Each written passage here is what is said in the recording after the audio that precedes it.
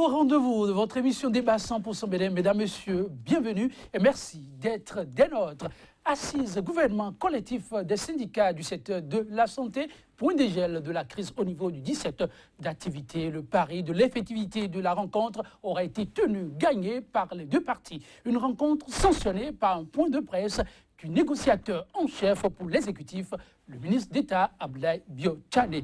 En substance, les partis seraient parvenus à un accord de sortie de crise avec à la clé l'engagement de paiement immédiat du tiers des arriérés de primes de risque et de motivation pour plus de 2 milliards de francs CFA. De quoi faire pousser un ouf de soulagement aux usagers des centres de santé. Mais à peine l'annonce faite qu'une nouvelle levée de boucliers s'observe dans le rang du collectif des syndicats du secteur de la santé dénonçant un marché de tubes. Rencontre gouvernement-agents de santé, que dire du protocole d'accord entre les deux parties? Les grèves cycliques suspendues à l'issue de la dite rencontre ont toujours d'actualité. Deux questions essentielles au cœur de ce numéro de votre émission 100% BD. Des préoccupations que nous aurons à passer à la loupe dans un instant avec les acteurs du secteur dont l'absence au point de presse était des plus remarquables. Ce sera autour du thème crise au sein du secteur de la santé au Bénin. Enfin, un modus vivendi, gouvernement, travailleurs. Mais avant, le point de l'actualité vu par les journaux. C'est l'instant revue de presse.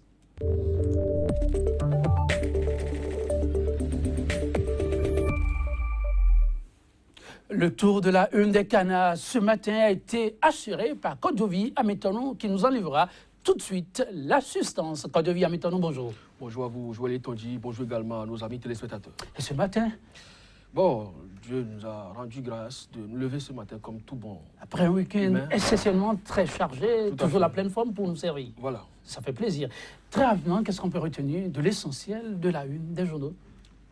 Je crois que votre introduction fait quand même la une de beaucoup de canards ce matin. La grève au niveau du secteur de la santé, c'est depuis le 30 août, ce secteur est agité.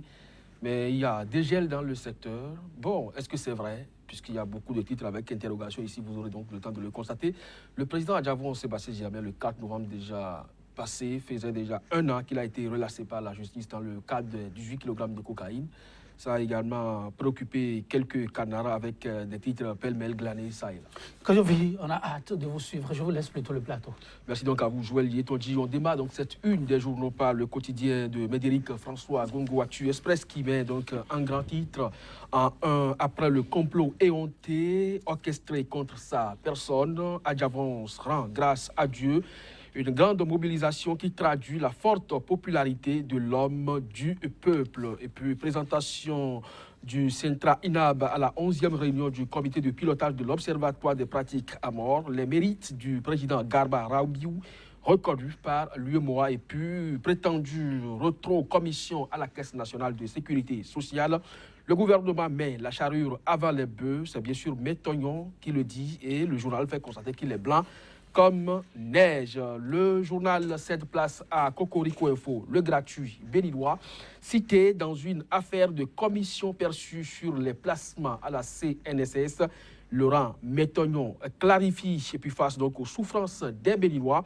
La thérapie de maître Justin Dogbaoundé a retrouvé dans le journal. Et puis relâché il y a 1 an après une semaine de privation de liberté, Sébastien Adjavon, reconnaissant d'Arabou, c'est un quotidien qui nous vient donc du septentrion Joël Yetondi, non-démarrage des travaux de bitumage de la route Djougou-Péonko, Kérou et Banikwara.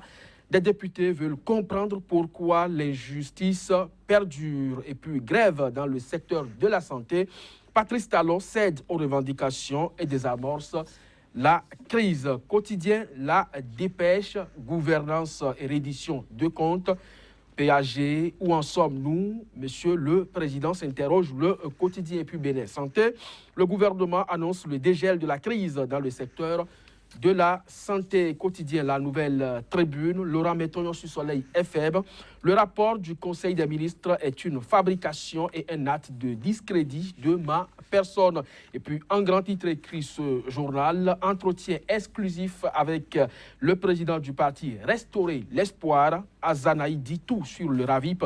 Le RAVIP est gorgé de pièges et entouré de suspicions.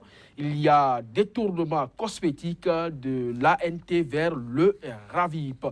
Quotidien L'Afrique en marche, un an après avoir échappé à l'ouragan du complot de la cocaïne à Djavon et des milliers de proches rendent grâce à Dieu. Vous avez donc l'album photo dans la cérémonie dans les colonnes du journal L'Afrique en marche qui met en grand titre « Grève dans les hôpitaux, la rupture ouvre enfin les yeux, mais comme un médecin après la mort ». Le confrère de la matinée en guerre contre la mauvaise gouvernance à l'ère de talon, le FSP a organisé une géante marche ce vendredi 3 novembre.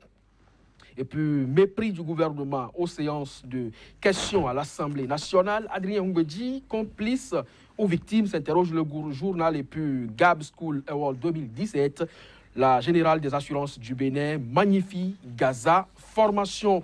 Et puis, point média pour finir, scandale financier à la Caisse nationale de sécurité sociale. Métonio dénonce une cabale contre sa personne. Grève dans le secteur de la santé, le gouvernement sème la confusion, les syndicalistes se braquent, la justice accorde 2 mois de répit et puis pour une supposée mauvaise gestion financière, le gouvernement cherche un alibi pour privatiser la SONEB. Joël Etoji sera fait donc de la une des journaux pour le compte de ce lundi. Merci à vous, Côte d'Ovi, à maintenant. Mais ne vous y prenez pas, je vous laisse partir ainsi. Il y a quelques titres qui ont retenu tout de même l'attention et je m'en voudrais de vous laisser ainsi partir. L'affaire de dépôt au niveau d'une banque, dit-on, moribonde par la CNSS. Il y a le PCA qui donne de la voix à Laurent Métoyon qui parle de cabale contre sa personne.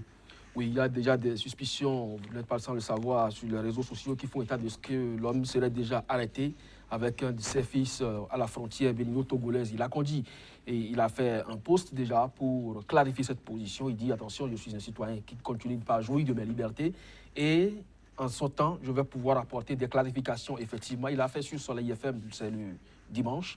Donc hier déjà, il est revenu de long en large sur ce dossier. C'est vrai, nous n'allons pas nous étaler sur le fond parce que c'est quand même une poursuite judiciaire qui serait enclenchée contre la personne de l'homme. Donc c'est une affaire que la justice va bel et bien trancher. Donc il ne faut pas que nos analyses, nos points de vue puissent balancer d'une manière ou d'une autre sur cette voilà, information judiciaire. Mais de toutes les façons, Laurent Métoyon a clarifié, il a donné son point de vue sur la situation. Ceux qui ont suivi l'émission sur Soleil FM savent déjà à quoi cela retourne. Ils vont se faire leur propre idée. Il y aura une rediffusion exceptionnellement aujourd'hui, si tout va bien, autour de 17h pour votre gouvernement. Mais une autre affaire devant la justice, celle-là qui aura été, peut-être, ça dépend d'où on se met, partiellement vidée. Il s'agit de l'affaire des 8 kg de cocaïne. Et là, j'apprends qu'un an a été célébré et ça passe vite, là, le temps. Oui, ça passe vite. C'est vrai, vous avez bien sûr dit que c'est partiellement réglé puisque le principal concerné ici, le président Sébastien Germain à Javon, a porté plainte contre INS. Depuis le 17 février à ce jour, l'affaire n'a pas encore connu un dénouement. Mais de toutes les façons, il a convié la plupart de ses employés, y compris également des amis politiques qui l'ont assisté. Vous l'avez vu, le frère Mekio, je vais parler du professeur Albert Tevoidje, qui ont assisté. Il y a des députés également qui ont participé à cette célébration des 1 an donc, de sa relâche par la justice. C'est bien sûr à l'église Saint-Michel. L'ambiance était vraiment à la fête. Il y avait de la population autour. Et c'est bien sûr ce qui a fait écrit donc, au quotidien Actu Express ce titre. Je ne sais pas si vous l'avez effectivement lu. Il met en titre donc une grande mobilisation qui traduit la forte popularité de l'homme du peuple à Djavon, Sébastien Germain. Je ne sais pas si une annonce officielle a été faite autour de cette célébration, mais il y avait du monde, effectivement, au niveau de l'église catholique Saint-Michel de Cotonou. Des affaires, on en parle toujours. Et encore, autre dossier qui défraie actuellement la chronique. Il s'agit du dossier de la SONEB, où l'autorité a dû être déposée, lui, mais avec d'autres, certains de ses cadres, je veux dire. Oui, mais on parle d'une affaire de TVA qu'en temps normal, l'État devrait percevoir à la base, mais que des responsables au niveau de la structure trouvent du plaisir à aller reverser donc, des enquêtes, on a révélé des gaps Ce qui a conduit donc à l'interpellation du directeur général de son DAF également, qui serait gardé à la brigade économique et financière. C'est aussi une affaire pendant devant la justice, mais il y a le quotidien, par exemple, le Point Média, qui fait constater que c'est plutôt un alibi que le gouvernement cherche pour privatiser la structure. Mais si tant est qu'on est dans le processus de privatisation, je ne crois pas que ce soit forcément une certaine interpellation pour mauvaise gestion que cela doit induire, dans la mesure où on sait que des structures d'État sont déjà peut-être, je ne sais pas, il y a des expressions consacrées, c'est soit mise en concession, soit on ne privatise pas encore pour le moment dans la République. On fait des gestions déléguées, on fait des mises en concession. Donc aussi, tant que le gouvernement a un projet de privatiser la SONEB, eh bien, je crois qu'une telle expression sera consacrée pour tout baliser pour... Voilà, pour qu'on le fasse, donc on n'a pas besoin forcément d'interpeller les gens. Donc si quelqu'un se sentirait peut-être impliqué dans la mauvaise gouvernance financière au niveau de la SONEB, c'est le moment de le faire, puisque vous n'êtes pas sans savoir qu'au niveau du secteur eau au Bénin, les scandales, ça ne manque pas. Les scandales, ça ne manque pas et c'est bien regrettable. Je vais vous laisser partir. Mais avant, cet article à la une du confrère de la matinée. Mépris du gouvernement aux séances questions à l'Assemblée nationale. Adrien Humbedji, complice ou victime? De toutes les façons, vous l'avez suivi, je ne sais pas si c'est le cas, hein, moi j'ai suivi une vidéo de l'honorable Ataou Henkou qui a dit qu'il a interpellé le gouvernement sur les casses et qu'il y allait avec au moins 10 autres députés pour demander à savoir pourquoi la population n'a pas été associée, pourquoi surtout les honorables députés n'ont pas été associés à cette opération. Et curieusement, au moment où il devait déposer cette question au niveau du président de l'Assemblée nationale, eh bien, il y a un élu du peuple qui l'a interpellé pour lui dire « Attention, si vous ne faites pas un certain nombre, surtout 10, le président ne va jamais faire venir au niveau de l'Assemblée nationale votre questionnaire. » Et il lui a dit, mais pourquoi il ne va pas le faire? En tout cas, moi, nous faisons déjà plus de 10, on va déposer, on va voir. Et curieusement, à ce jour, la question de l'honorable Ataou Henkou n'est pas venue au niveau de l'Assemblée nationale. Mais il y a également l'honorable Guy Bitokpe qui a interpellé le gouvernement sur cette question également. Ils ont brûlé par l'absence. Donc c'est une manière ou une autre pour le journal de s'interroger à bon droit. Et moi, je pense que si le président Humbedji ne se sent pas complice, plutôt que victime ici, alors c'est à lui de manifester sa bonne foi pour que les questions orales suivies des débats ou non adressées au gouvernement puissent véritablement trouver réponse et que les autorités soient satisfaits. Merci à vous, Kodjovi Amitono, mesdames, messieurs. Merci, ce sera tout pour cette rubrique.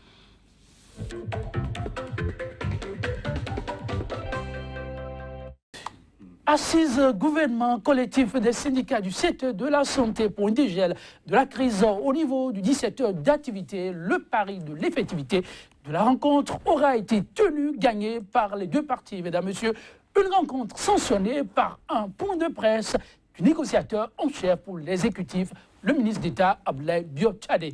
En substance, les deux parties seraient parvenues à un accord de sortie de crise avec, à la clé, l'engagement de paiement immédiat du tiers des arriérés de primes de risque et de motivation pour plus de 2 milliards de francs CFA.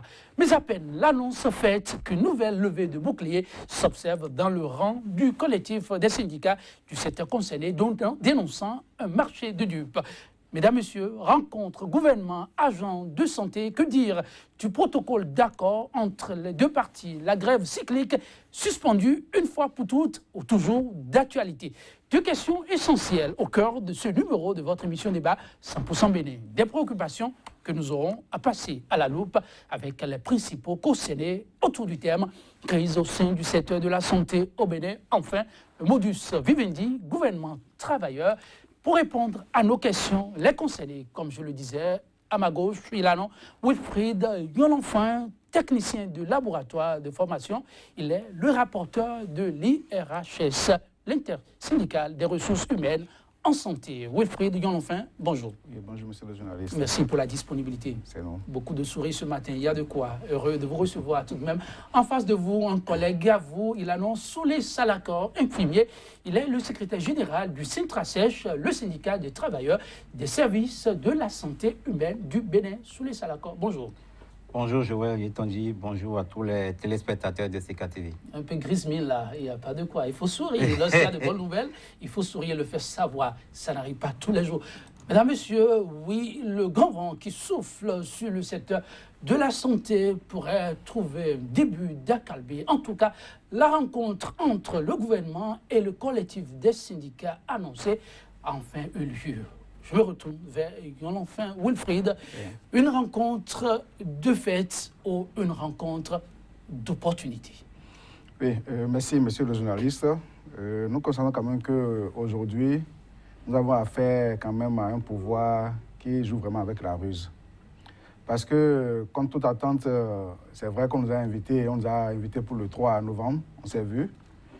Mais à notre grande surprise, c'est un document intitulé Protocole d'accord qu'on nous a brandi. Pour le gouvernement, c'est qu'ils attendaient à ce que nous puissions quand même parvenir à un accord. Mais tel n'a pas été le cas. Nous étions tous surpris de tel que cela se passait. On se regardait dans la salle. Mais nous avons quand même demandé une suspension après que le ministre d'État ait présenté la situation. On s'est concerté entre nous. Et on se dit que de la manière dont ça veut se passer, ça voudra dire que si nous acceptons à l'étape telle que le document nous propose, c'est qu'on a toujours problème avec notre base. Alors à la reprise, à la fin de cette suspension, ils sont revenus en salle et nous leur avons fait signifier clairement que nous ne sommes pas d'accord par rapport au contenu qu'on nous a présenté. Vous n'êtes pas d'accord par rapport au contenu? Par rapport au contenu de ce qu'ils nous ont présenté. Parce que pour nous, ils devaient aller point par rapport à nos revendications. Ça n'a pas été le cas? Ça n'a pas été le cas. On y revient par rapport au contenu du dit rapport sous les seuls accords. La rencontre du 3 novembre, les fruits n'ont-ils pas tenu la promesse des fleurs? Bon, merci Joël Etonji. Je dois dire que la rencontre du 3 novembre, c'est un peu le dilatoire que nous avons assisté auparavant. Soyez sérieux. C'est un peu le dilatoire parce que depuis qu'on a commencé les négociations, le gouvernement a préféré parler de primes. Nous avons tout le temps insisté pour qu'on parle des autres choses.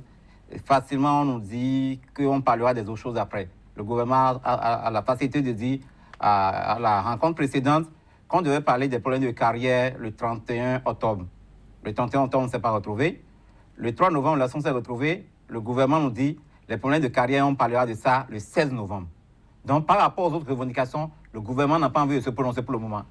La seule chose qui l'intéresse, c'est de parler de prime. Sur la question de la prime, et le gouvernement a des propositions à faire. Sur les autres revendications, il n'a pas de propositions. C'est pour ça que nous considérons que c'est dilatoire, parce que les travailleurs nous ont dit que les questions de prime doivent passer en dernière position. Nous devons d'abord parler de la réforme, parler de leur carrière avant de parler des primes. Donc, malheureusement, vous avez trois préoccupations majeures. Oui. Les réformes, oui, les carrières de vos travailleurs, oui, et ensuite les primes. Oui.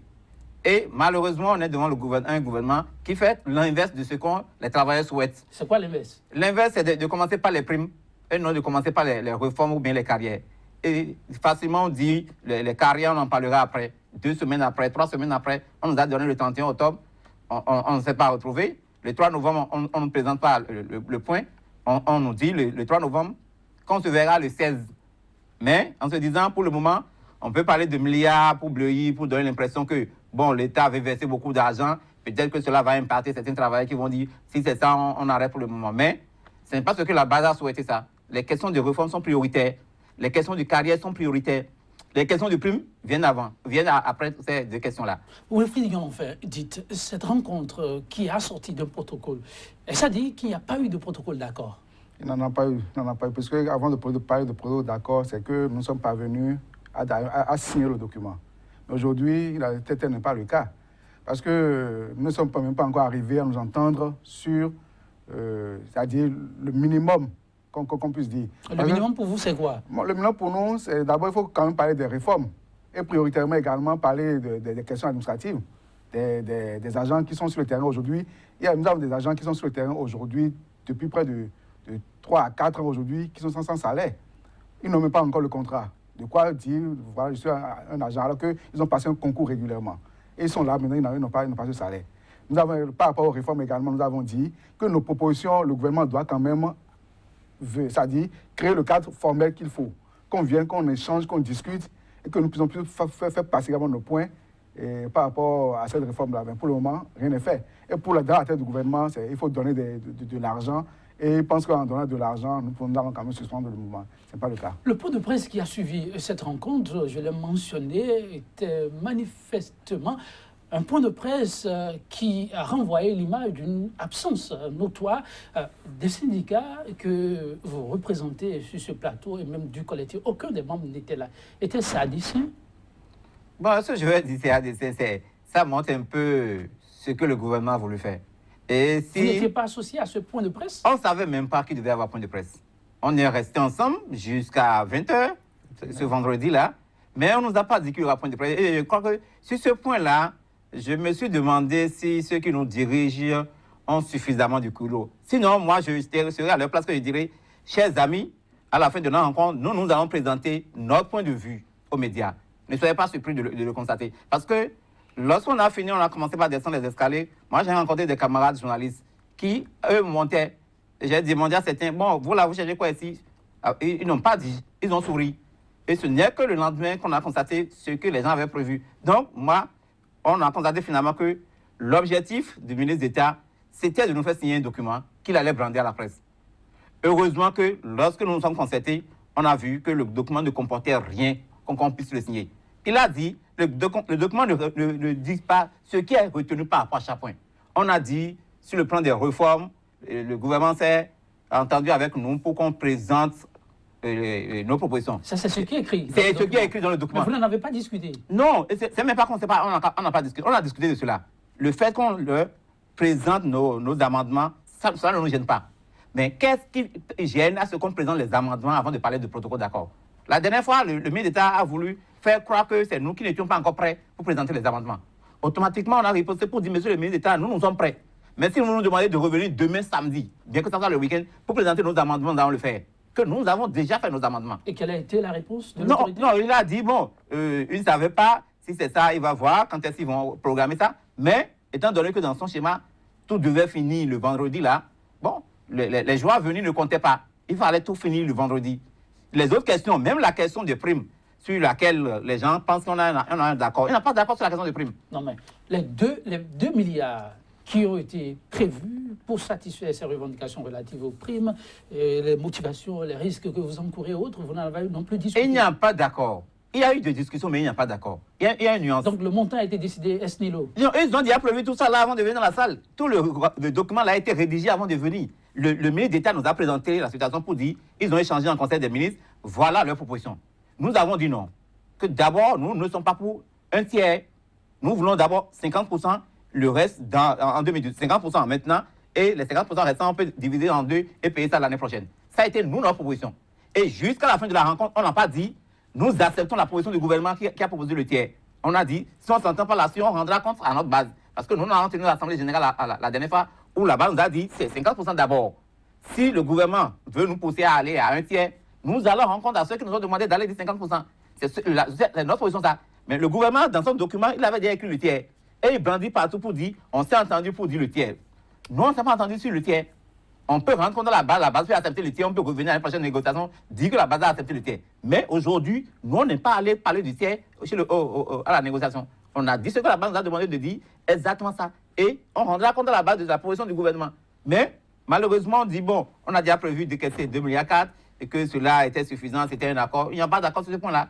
Et sur les autres points, il n'y a pas du tout d'accord. Il a parlé des questions de carrière. C'est les questions les plus importantes. Les gens sont sans salaire depuis 3 ans. Moi, je ne peux pas comprendre comment un régime peut dire qu'il est capable de déposer 2,4 milliards pour prime et ne peut pas dire quand est-ce qu'il paie les salaires des gens qui sont sans salaire depuis 3 ans. Ça, c'est paradoxal. Depuis 3 ans, 4 ans même pour d'autres, les gens sont sans salaire. Et on ne peut pas dire demain on va payer. Est-ce que dans le protocole, là, on a dit demain on paye? Le mois de novembre on paye. Nous avons insisté pour qu'on paye en octobre. On nous a dit le moment où on parlait de ça, c'était tard. Qu'on était déjà vers les 10 octobre et que le mandatement des salaires était déjà passé. On se retrouve le 3 novembre. Au lieu de nous dire les mandatements des salaires se feront pour novembre, on nous dit la question là ne fera pas objet de débat aujourd'hui. On en parlera le 16. Le 16, ça veut dire qu'on a fini encore de parler du mandatement des salaires. Ça veut dire que peut-être en ce moment-là, on dira peut-être en décembre, ils auront le salaire ou bien en janvier. Les questions comme ça paraissent plus prioritaires même que de parler de primes. Mais le gouvernement a choisi l'option qui l'arrange. Oui, enfin, après les premiers échanges, avant que le gouvernement n'organise son point de presse, il y a eu un autre retour en salle pour les informations qui ne sont pas venues. Alors, de quoi avez-vous discuté? Oui, c'est comme je disais tout à l'heure, le point de presse, comme vous avez dit, le gouvernement est dans son rôle. Parce que pour eux, ils entendaient peut-être dans la masse, dans la population, comme quoi il n'a jamais eu de rencontre avec nous. Mais leur point de presse, Ça leur permettra à eux de dire à la population que bon, on a pris langue avec eux, on a discuté avec eux. Voilà maintenant peut-être le point où nous en sommes. Puisque à entendre le ministre d'État, au moment où il parlait, il lance un appel. Donc il n'a pas dit qu'on s'est entendu, il lance un appel aux gens de santé pour qu'ils puissent retrouver c'est-à-dire le chemin des centres de santé. Alors, ce qu'on a discuté, c'est vrai, on nous a fait nos propositions, mais le gouvernement n'a pas donné également sa proposition par rapport à... Il ne s'est pas prononcé par rapport à nos propositions à nous. Parce que le camarade de Salako a dit tout à l'heure que nous avons dit, nous voulons les 50% maintenant. Nous avons fait quand même des calculs ensemble dans la salle, et nous avons fait des démonstrations.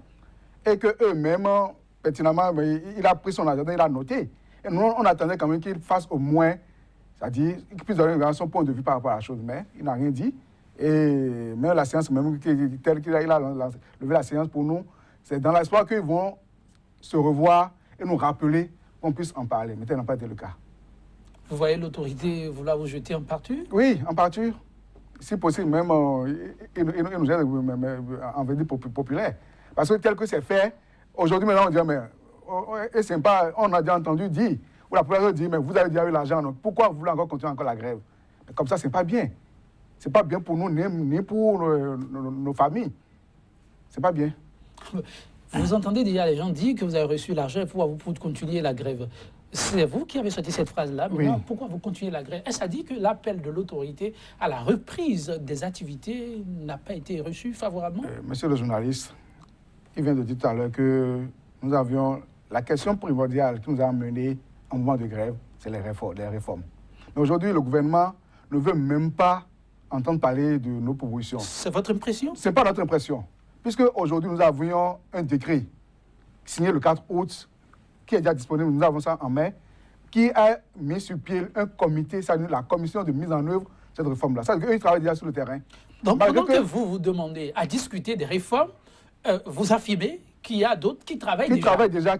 Par rapport aux réformes que vous remettez en cause, vous, travailleurs. Bien sûr, bien sûr. C'est ce que nous avons constaté. Et nous avons dit de rapporter cette commission-là pour que nous puissions nous revoir autour d'une table et discuter. Mais le ministre d'État nous disait le jour-là que le mot rapportage, là, que c'est déjà trop fort. D'accord. Si c'est ce que vous pensiez, pour nous, suspendez alors les travaux de cette commission pour que nous nous échangions. Et que dès qu'on aurait fini de nous entendre par rapport à nos propositions, là, vous pouvez maintenant autoriser à ce que les gens puissent... Cette proposition a-t-elle été acceptée, la suspension? Non, du tout pas. Du tout pas. Le cadre formel que nous avons même demandé, mais on dit que c'est mettre en mal l'autorité du gouvernement. Que ce sont eux-mêmes, c'est-à-dire le gouvernement a pris une décision que nous voulons maintenant de rapporter que ce n'est pas possible. On pourra le faire en aucun état sérieux. Qu'ils seront en train de travailler et que dès que nous aurons fini de donner également nos amendements, qu'eux verront maintenant dans quelle manière ils vont faire le réaménagement pour continuer également leurs travaux. Voilà. C'est ça d'accord. Il y a quand même de la volonté à aller au dénouement de cette crise de la part de l'autorité. Quand vous suivez tout de même. Non, moi je ne vois pas du tout. Vous ne voyez pas de la volonté? Je ne vois aucune volonté, c'est triste. Il a fait sortir un aspect très important, la mise en œuvre des réformes. Un décret a été pris depuis 4 août qui a mis sur pied des gens qui doivent conduire les réformes. Au cours de la rencontre du 3 novembre, nous sommes revenus sur ce décret-là pour dire on ne peut pas être en train d'échanger pour pas avoir quelque chose et d'autres sont en train de mettre en œuvre. Nous avons dit dans la motion de rapporter cette commission de mise en œuvre. Comme il a dit, le ministre d'État a estimé que non, on ne peut pas dire rapporter, que c'est trop fort. On a dit d'accord, suspendez, demandez-leur d'arrêter. Dès qu'on va finir de nous entendre, ils vont poursuivre. Il a dit également que ce n'est pas possible, qu'on ne peut pas leur demander cela. Et dans le point qu'ils ont fait, c'est que sur ce point-là, il n'y a rien arrêté. Eux, ils doivent foncer. Donc, lorsqu'on fera nos propositions, ça veut dire que les aspects qu'ils auront déjà entamés, on ne peut pas revenir là-dessus. Et c'est pour cela qu'on comprend aujourd'hui, dans leur démarche, ce qui se passe. On a dit par rapport aux carrières, ils ont dit, le 16 novembre, on va vous faire le point. Mais par rapport aux réformes, ils n'ont pas donné de date. Par rapport aux réformes, depuis qu'on a commencé, ils n'ont pas dit, demain on va en parler. Après demain on va en parler. Ça cache beaucoup de choses. Selon eux, on doit essayer de faire en sorte qu'on contourne cette question-là et que la grève s'arrête. Une fois que la grève va s'arrêter, eux, ils vont poursuivre leurs réformes telles qu'ils l'ont prévues et vont conduire ça jusqu'à la fin. C'est un peu ça. C'est pour cela qu'ils se sont dit, où est-ce qu'on attaque pour que la population constate véritablement qu'on a mis beaucoup de moyens et malgré ça, les gens ne reculent pas. On a pris les primes pour dire, on va leur donner 2 milliards, on va leur donner ceci, cela. Bon, heureusement ou bien malheureusement pour eux, Les travailleurs ne sont plus à cette étape-là. Beaucoup de gens ont compris qu'il ne s'agit plus aujourd'hui de s'accrocher aux primes. Les primes, c'est indispensable, on a besoin de l'argent. Mais on ne va pas prendre les primes pour sacrifier l'emploi. Des rumeurs nous font dire que lorsqu'on va commencer les histoires de mise en concession, qu'on va licencier des gens. Est-ce que les gens vont aujourd'hui courir derrière l'argent pour que demain ils perdent leur emploi? Il vaut mieux qu'ils sachent si demain ils auront l'emploi. Ils ne vont pas prendre 100 000, 200 000 pour qu'à la fin de l'année, on leur dit que le concessionnaire les a chassés. Ça ne servira à rien. Donc, les gens ont compris aujourd'hui que ce n'est pas comme ça qu'on doit fonctionner. Donc, c'est vous en disant ce que le ministre d'État a fait, c'est de la ruse. On ne peut pas nous demander, on dit devant la presse qu'il y a un d'accord. Il y a un d'accord sur aucun point. Il n'y a pas un seul point sur lequel il y a eu d'accord aujourd'hui. Même la question de prime, nous, ce n'est pas notre question. On était 11 dans la salle, il peut rappeler tous les 11, vous pouvez interroger n'importe qui parmi les 11. On n'a pas eu d'accord. Nous, notre question n'est pas le tiers. Et on a rappelé que nos priorités, c'est réforme et carrière. L'autorité n'entend pas lâcher du lest, on croit votre expression par rapport aux questions de réforme, vous non plus. À quoi pourrions-nous assister alors? Bon, ce à quoi on va assister, je crois que c'est le peuple qui va en décider. Je l'ai déjà dit à d'autres occasions, il faut que le peuple béninois arrive à comprendre que ce que nous ne faisons pas ça pour nous-mêmes. Vous le faites pour qui? Nous faisons ça pour le peuple. Lorsqu'on va vendre les autres... Attendez. Oui. Non. Vous allez en grève pour le peuple? Oui. Mais expliquez-vous alors. C'est ça que je veux vous expliquer. Lorsqu'on dit aujourd'hui qu'on veut faire mise en concession, affermage, nos pauvres parents ne demandent pas ça veut dire quoi. Ils vont y gagner quoi? Moi, je me suis retrouvé sur un plateau de télévision avec quelqu'un qui se dit consommateur de je ne sais quoi là, président des consommateurs. Je lui ai posé la question. Je lui ai dit, lui, en tant que président des consommateurs là, est-ce qu'il peut me dire qu'est-ce qu'on appelle mise en concession? Les avantages et les inconvénients. Il dit que lui-même ne sait pas. Bon, voilà, vous qui dépendez les malades, vous ne savez pas. Nous, on est là à vouloir faire en sorte que vous puissiez comprendre. Et vous ne nous soutenez pas. C'est vous qui devez dire à ce que vous voulez faire là. Les patients, l'autorité de la Martelée, gagneront en qualité de soins. Aujourd'hui, le soin fourni au niveau de nos hôpitaux, vous le savez, ce n'est pas secret de polichinelle, ce n'est que secret de polichinelle que les soins ne sont pas de qualité. Aujourd'hui, avec la mise en concession, les patients pourraient avoir des soins de qualité. Vous ne remettez pas ça en cause? Non, je ne dirais pas que ce qu'on fait aujourd'hui, ce n'est pas de qualité. On peut dire dans le système sanitaire, il y a des brebis galeuses. Ça, c'est différent. Quand vous nuancez. Oui, nécessairement. On ne peut pas dire que ce n'est pas de qualité parce que tous ceux qui même font des propositions aujourd'hui sont restés dans le système.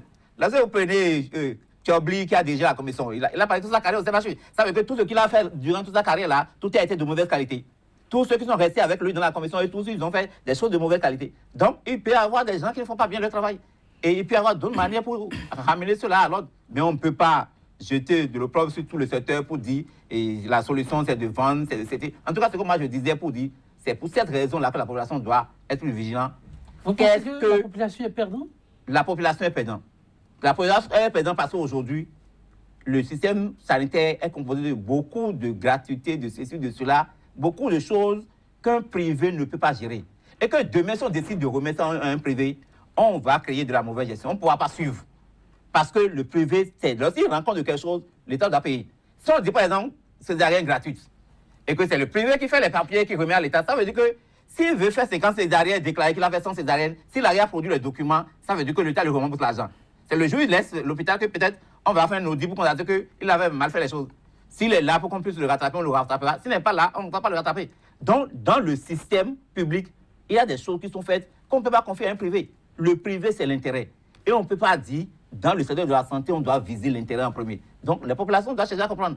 Moi, j'ai discuté beaucoup avec des responsables, des directeurs départementaux de la santé, des médecins coordinateurs. Aucun d'eux ne maîtrise de quoi on parle. Aucun d'eux ne sait ce que deviendront les centres de santé lorsqu'on fera affairement, on fera mise en concession. Et je me dis, comment peut-on foncer dans une situation pareille? Arrêtons-nous. Essayons de nous entendre sur ce qu'on veut faire. Quels sont les avantages et les inconvénients pour la population? Avantages et inconvénients pour les travailleurs? Essayons de les déterminer. Il ne suffit pas d'aller sur un plateau pour dire il y a eu un soin de qualité, de qualité. Mais s'il y a un soin de qualité que mon frère qui est à Djidja, qui payait 500 francs, doit payer désormais 2500, il n'ira pas à l'hôpital.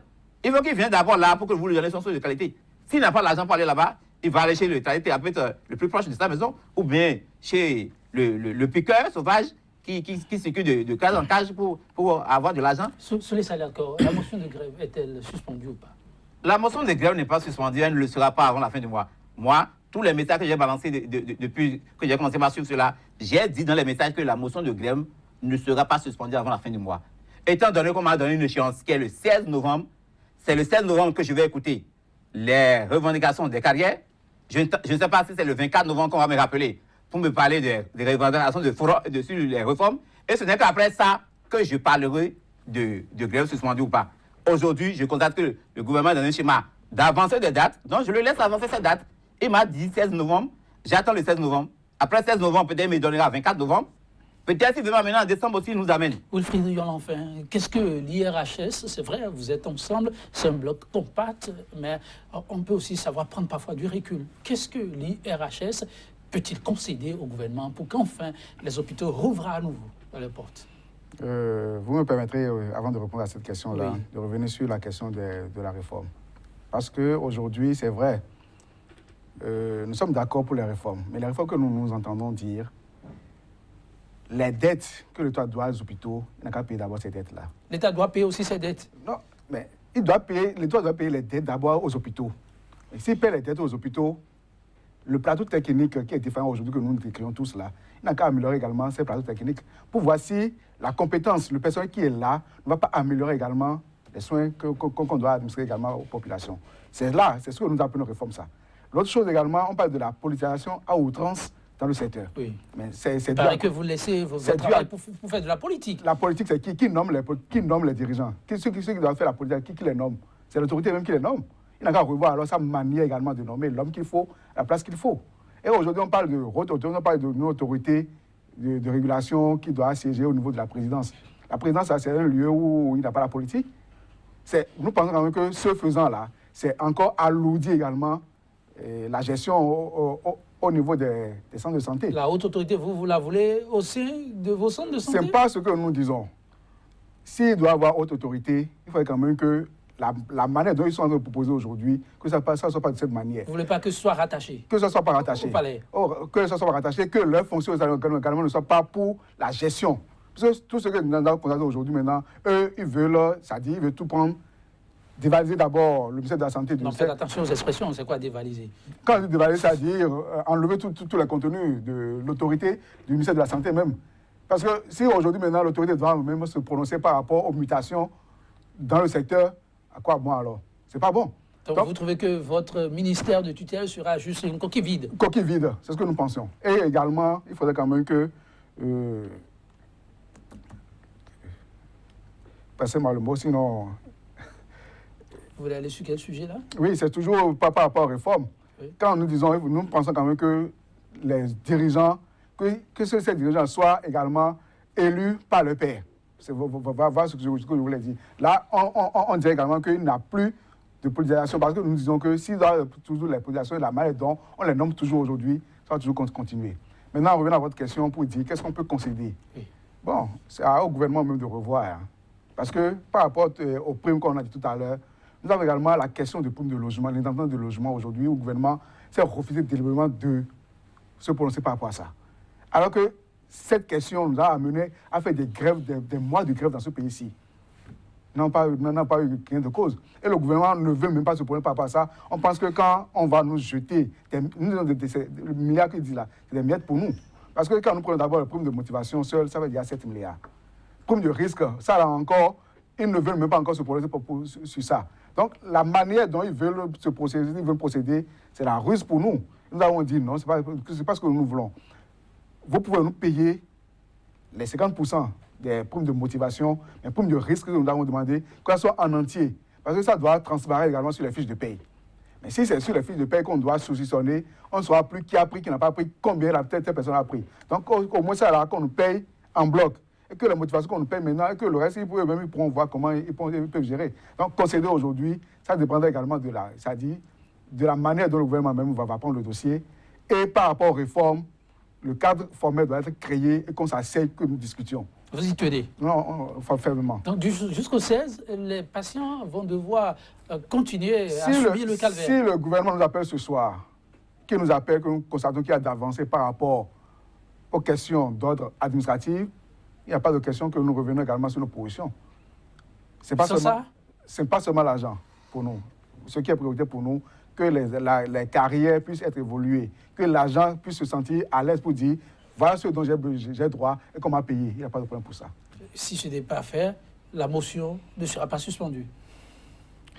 Non, vous dites Monsieur le ce qu'il y a, journaliste. vous êtes là, la population veut savoir. Vous savez, quand l'annonce a été faite de ces 2 milliards et plus, mais c'était la joie d'un nombre de familles. J'imagine que vous venez aussi d'une famille. Vous avez vu la réaction des uns et des autres. Les populations ont envie de savoir Monsieur le journaliste. Désormais à quelle sauce ils seront mangés, s'ils parcourent, visitent, se rendent dans ces centres de santé. Aujourd'hui, la motion sera-t-elle maintenue ou finalement levée?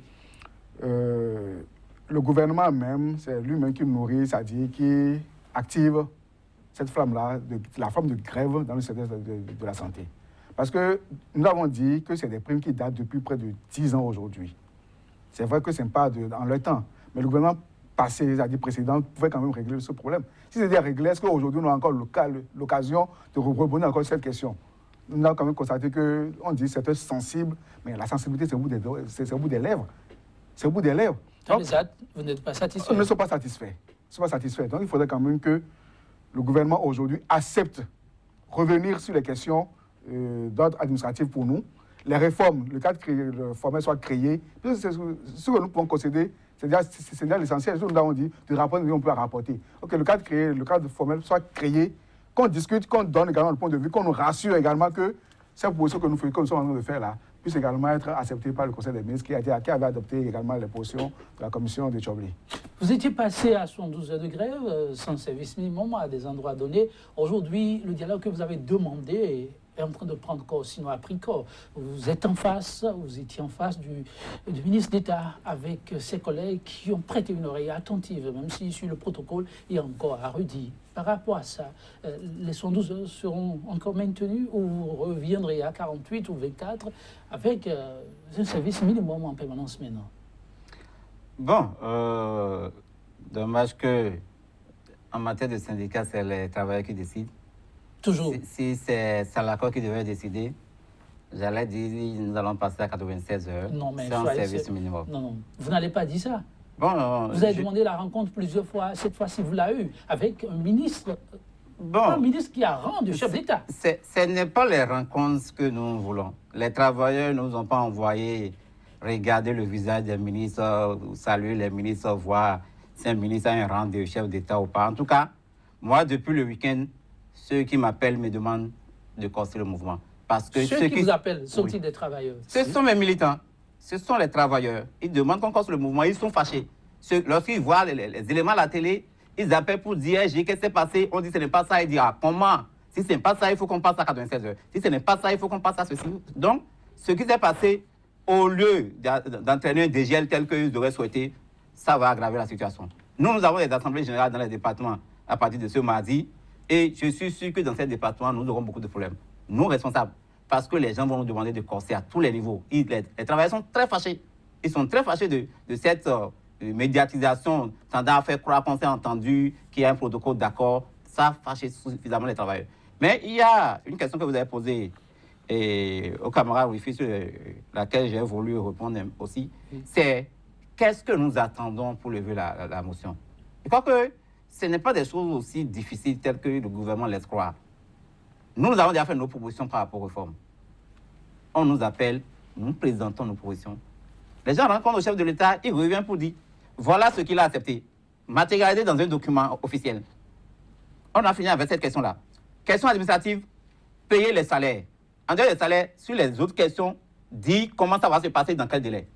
Vous prenez le document qu'on a lu à la télé et que les gens sont fiers de dire que c'est une avancée. On a dit, ça sera fait dans de meilleurs délais. De meilleurs délais, ça veut dire quoi? Le meilleur délai, c'est 2018, c'est 2019, c'est 2021. Ça ne veut rien dire, il y a matière de négociation. On prend tes revendications, d'ici fin novembre, on va finir. Telle question, d'ici fin décembre, on va finir. L'agent qui est concerné par la revendication, on lui dit ça, il sait que dans un mois, il va apprécier. On lui dit dans meilleur délai. Meilleur délai, ça veut dire quoi pour un syndicaliste? Ça ne veut rien dire. Et on a dit à des revendications qui datent de 10 ans. Est-ce que ceux avec qui on avait commencé la revendication, ne voulaient pas régler dans le meilleur délai et on s'est retrouvé dans 10 ans? Ça veut dire qu'on peut se retrouver dans 10 ans également. Donc, nous pensons que par rapport aux questions administratives, on paye les salaires, les autres points là, on prend des engagements en précisant les échéances dans lesquelles ça va se régler. Et les questions de primes, on peut s'entendre. Nous, on ne s'acharne pas pour dire c'est nécessairement, il faut verser 2 milliards, 4 milliards. Sauf qu'il a donné une précision. La prime de risque, c'est une prime qui est versée sur le salaire. Ce n'est pas la même chose que la prime de motivation. Aujourd'hui, ils ont décidé de jumeler les deux et de dire qu'ils vont scinder les deux en trois. On leur a dit la dernière fois, ça fait partie de ce qu'ils ont écrit dans le protocole, qu'on ne peut pas permettre. La prime de rythme, c'est 1,4 milliard seulement. Donc, s'ils sont capables de payer 2 milliards, ils peuvent payer 1 milliard. Mais ne me jumelez pas, parce que nous, on ne pourra pas savoir si c'est payé. Ça sera versé sur le salaire de chaque agent. Comment saura que quelqu'un a reçu la première tranche, il a reçu la deuxième tranche, il a reçu la troisième tranche? D'ici un an, les gens nous diront, les 3 tranches sont passées, mais qu'eux n'ont jamais reçu. Comment on aura évalué? Mettez ça sur un seul mois. Si à la fin de ce mois-là, on leur a dit tout ça là. Mettez ça sur un seul mois. Ça, à la fin de ce mois-là, quelqu'un n'a pas eu. Il dit, chef et camarades syndicalistes, moi, je n'ai pas vu. Et on saura quelle démarche mener. Ils ont décidé de mettre ça là aussi sur un an. Bon, ça fait partie des choses sur lesquelles on ne s'entend pas avec eux. Mais on peut faire un minimum. Il ne faut pas qu'ils mettent en avant que c'est parce que nous demandons beaucoup de milliards que ça traîne. Non, ce n'est pas parce qu'on demande des milliards que ça traîne. C'est sur quoi ça traîne là. C'est les questions de réforme qui ne demandent pas des milliards. Il suffit qu'on s'entende sur ce qu'on veut. Les questions administratives, ça ne demande pas des milliards. En dehors de payer les salaires, les autres choses là, on donne des échéances sur lesquelles on va les régler. C'est tout ce qu'on demande. Et les questions de primes, on peut s'entendre sur n'importe quelle échéance. On peut s'entendre sur les échéances au niveau des primes. Mais il ne faut pas qu'on mette les primes devant pour dire 2 milliards, 2 milliards. Et lorsqu'on parle de 2 milliards, vous avez dit, beaucoup de gens sont contents. Il faut que les gens savent à combien de personnes on veut donner les 2 milliards. Le secteur de la santé, c'est au moins 15 000 agents.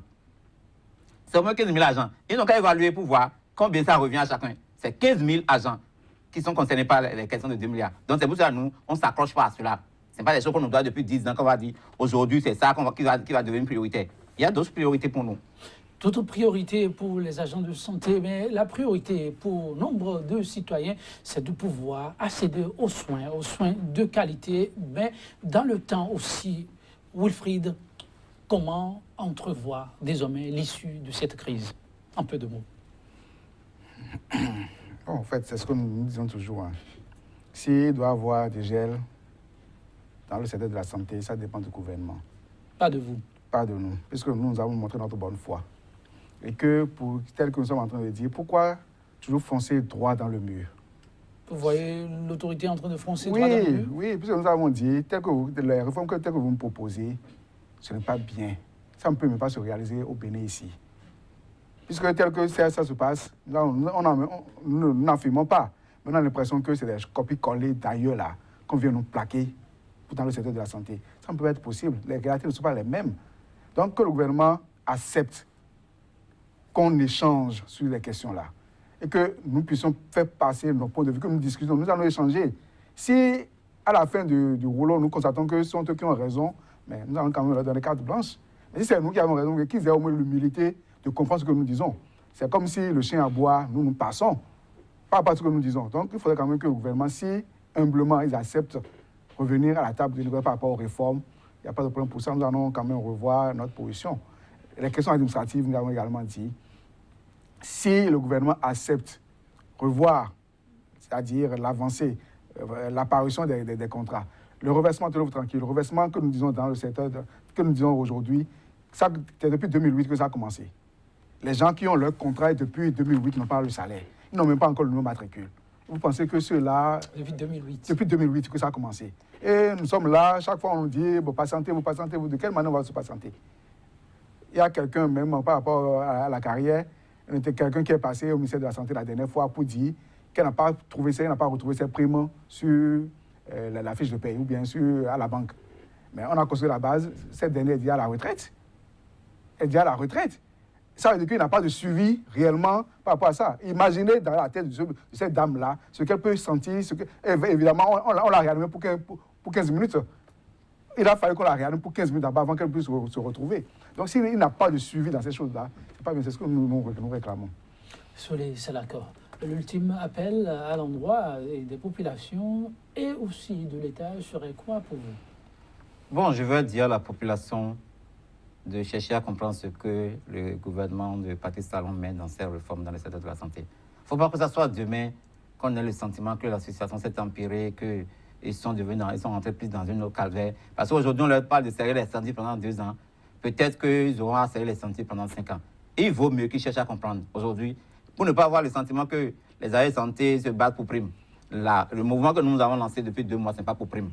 Les questions de prime ne sont pas prioritaires dans ce mouvement-là. Ce sont les questions de réforme qui nous paraissent prioritaires. Et la population doit comprendre et utiliser tous les voies et moyens pour amener les dirigeants à comprendre. Parce que les dirigeants sont élus par la population. Chacun d'eux connaît quelqu'un quelque part. Un député, un ministre, un conseiller, je ne sais pas quoi. Il faut qu'on leur parle. Et cette façon de négocier n'est pas la meilleure.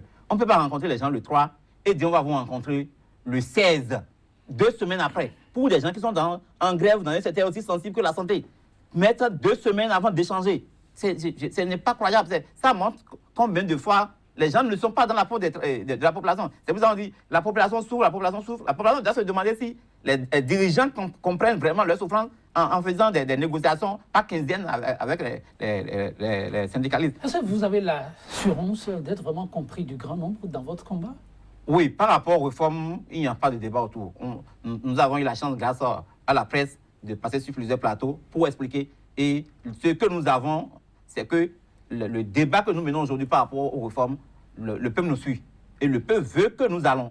Il n'y a pas celui-là qui souhaite qu'on vende les hôpitaux, qu'on remette les hôpitaux privés. Tout le monde est inquiet par rapport à ça. Donc c'est pour cela que nous ne voulons pas quitter cette idée primaire que nous avons pour aller en mouvement, pour aller verser dans les questions de primes dans lesquelles le gouvernement veut nous entraîner aujourd'hui. Nous pensons que c'est sur ce point-là que les populations nous attendent et nous devons leur montrer que c'est sur ces questions-là que nous avons décidé d'aller en mouvement. Votre appel à l'endroit de ces populations, c'est lequel? Oui, la population, c'est juste leur demander quand même de nous comprendre. De nous comprendre. C'est vrai qu'aujourd'hui, c'est nous tous qui souffrons de cela. La population et nous-mêmes qui sommes agents de santé. Vous souffrez aussi? Nous souffrons également. Sérieusement? Sérieusement. Notre mental est affecté. Nous souffrons. Puisque c'est vrai qu'on a prêté serment.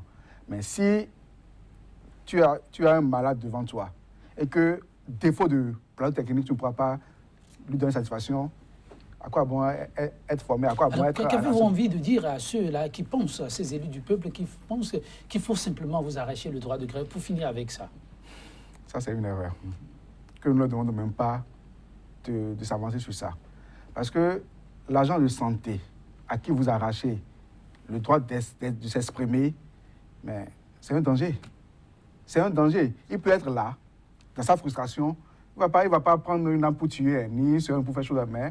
Le malade me constatera que c'est un danger qui est devant lui. C'est pas bien.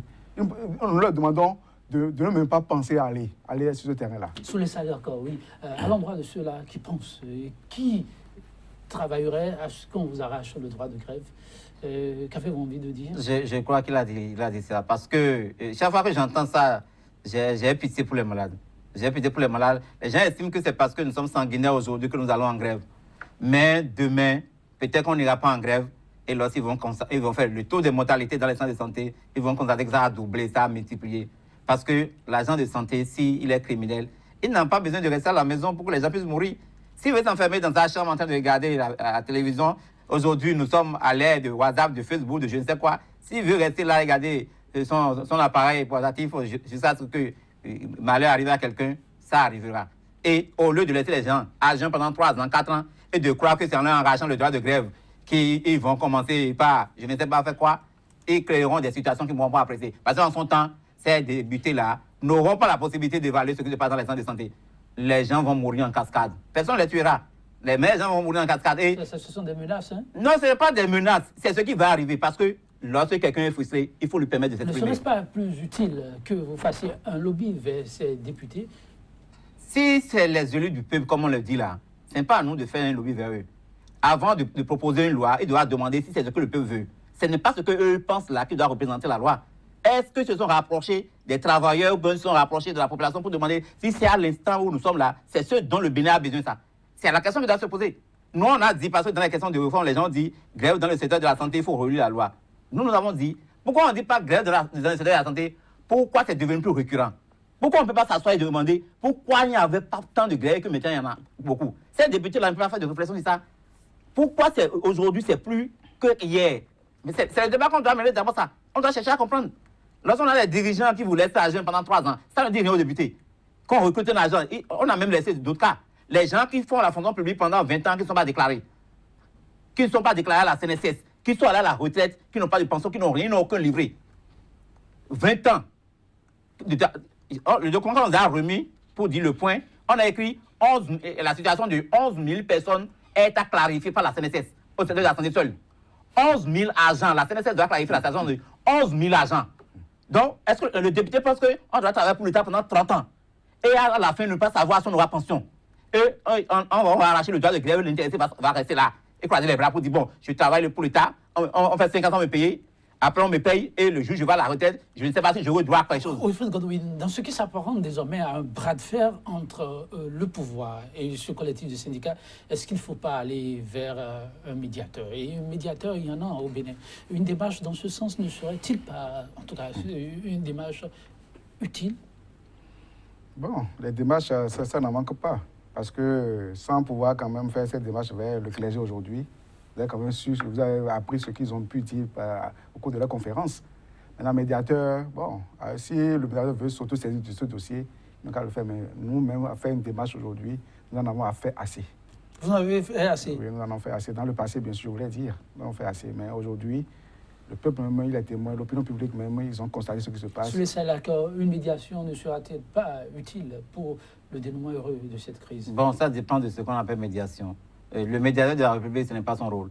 Il a l'habitude de le dire et croit que les gens n'ont pas compris. Dans ses attributions, il n'intervient pas dans ces genres de conflits. Ce n'est pas son rôle. Donc, aller le voir, ça ne changera rien. C'est un débat qui doit être mené entre le gouvernement et les partenaires. Et le Conseil sectoriel pour le dialogue? Malheureusement, chez nous, ça ne fonctionne pas. Au secteur de la santé, de façon sectorielle, ça ne fonctionne pas. Ce qu'on a mis au plan national, ce que le président du Conseil nous a dit, c'est qu'eux ne règlent pas les problèmes en tant que tels. Et ils sont là pour voir comment proposer des alternatives aux différents partis. Donc, il nous a rencontrés en temps, il a dit qu'il fera des démarches. Bon, jusqu'à aujourd'hui, on n'a pas eu la suite. Votre mot de la fin? Mon mot de fin, c'est de demander de dire aux travailleurs que la grève continue. Votre mot de la fin, Wilfried? Oui, comme il a dit, le mouvement continue et on attend le gouvernement. Le gouvernement toujours attendu pour un dégel de la situation vivement, pour que les patients puissent retrouver à nouveau les portes ouvertes des centres de santé. Mesdames, Messieurs, quelques secondes simplement et nous allons prendre congé de vous. Et ce sera sur cette citation du célèbre Confucius qu'on ne présente plus, exige beaucoup de toi-même et attends peu des autres. Ainsi, beaucoup d'ennuis te seront épargnés. Bonne suite de méditation à vous. Merci pour votre aimable attention. À très vite. Demain, c'est un autre jour pour notre plateau, toujours avec la même disponibilité. Au revoir.